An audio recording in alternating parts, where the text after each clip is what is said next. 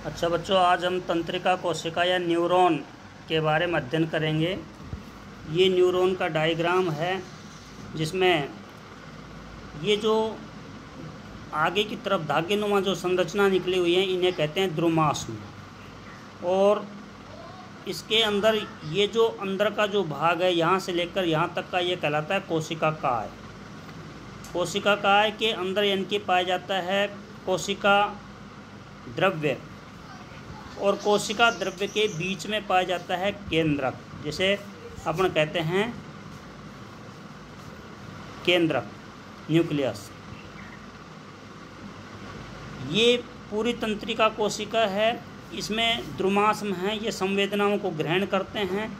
ग्रहण करने के पश्चात ये संवेदनाएं कोशिका द्रव्य से होती हुई और कोशिका काय तक पहुंच जाती हैं, केंद्रक तक पहुंचती हैं। यहाँ से इसमें केंद्रक द्रव जो है, कोशिका द्रव्य है, इसके अंदर निशेल ग्रेन्यूल्स पाए जाते हैं। ये इनकी यहाँ से सूचना तंत्रिकाक्ष से होती हुई आगे की तरफ संचरित होती है। तंत्रिकाक्ष की तरफ आगे की ओर संचरित होती है। तो इस दौरान जो संवेग जो हैं, उद्दीपन जो हैं, वो कुछ इनके हल्के पड़ जाते हैं। और ये संवेदनाएं या उद्दीपन जब हल्के पड़ जाते हैं तो जैसे ही इनकी ये इसके तंत्रिकाक्ष जो सिरा जो है इसके अंतिम सिरे पर इनकी सिनेप्टिक पुटिका पाई जाती हैं। ये जो सिनेप्टिक जो पुटिका जो होती हैं, इनके अंदर कहता है कि न्यूरोट्रांसमीटर नामक पदार्थ पाया जाता है। जो ये जो संवेदनाएं हैं जो हल्की पड़ गई थी, कमज़ोर पड़ गई थी, इन संवेदना जो हैं, इन आवेग हैं, इन आवेगों को आगे की ओर बढ़ाने में, संप्रेषित करने में ये न्यूरोट्रांसमीटर भूमिका निभाते हैं। और यहाँ से इनकी ये आगे की तरफ जाते हैं तो यहाँ दूसरी तंत्रिका कोशिका जो है वो इनकी रहती है, उसका इनकी द्रुमास्म होता है। लेकिन इस तंत्रिका कोशिका के द्रुमास्म और दूसरी तंत्रिका जो कोशिका है उसके, इस तंत्रिका कोशिका के इनकी तंत्रिकाक्षरा और दूसरी तंत्रिका कोशिका के इनकी द्रुमास्म, दोनों इससे इनके सटे हुए नहीं रहते। इनके बीच में गैप पाया जाता है, रिक्त स्थान पाया जाता है। इस इनकी रिक्त स्थान को हम संधि स्थल कह देते हैं। इंग्लिश के अंदर इसको सिनेप्स के नाम से जानते हैं। तो ये जो दोनों कोशिका, तंत्रिका कोशिका के बीच में जो रिक्त स्थान रह गया, इसे कहते हैं सिनेप्स, संधि स्थल। अब ये जो संधि स्थल जो है, यहाँ से दूसरी संधि स्थल को पार कर करके ना, यहाँ से और दूसरे कोशिका के द्रुमास्म तक इनकी जो संवेग जो पहुँचते हैं वो इनकी वैद्युत रासायनिक आवेग के रूप में पहुँचते हैं।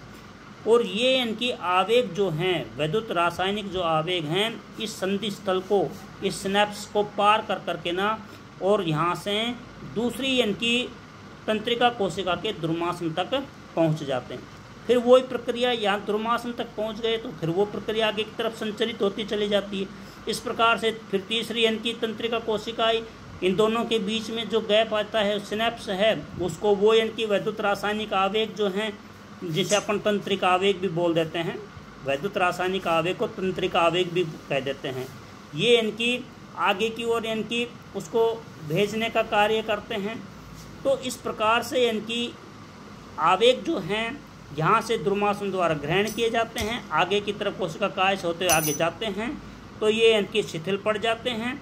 जब शिथिल पड़ जाते हैं तो न्यूरोट्रांसमीटर जो कोशिकाएं हैं, न्यूरोट्रांसमीटर नामक जो पदार्थ जो होते हैं वो उनको और फास्ट कर देते हैं, जिससे शिथिल आवेग जो है वो सक्रिय होकर के ना संधि स्थल को, सिनेप्स को पार कर आगे इनकी चला जाता है, दूसरे इनकी कोशिका तक पहुंच जाता है, द्रुमास्म तक।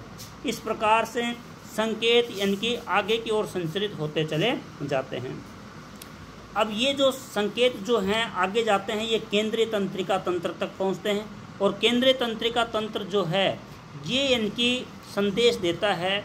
उस संदेश के इनकी अनुसार, जो संदेश देता है उसी के अनुसार ये इनकी कोशिकाएं जो हैं दोबारा से इनकी अपन जो ये कह सकते हैं कि जो प्रतिक्रिया जो इनकी आती है उस प्रतिक्रिया के अनुसार जो अपना कार्य करती हैं। इस प्रकार से ये इनकी तंत्रिका तंत्र जो है ये अपना कार्य करता है। केंद्रीय तंत्रिका तंत्र से संचारित जो संकेत हैं अब वो इनकी मांसपेशियों और ग्रंथियों को सक्रिय कर देते हैं और उसके अनुसार इनकी कार्य संपादित होना प्रारंभ हो जाता है।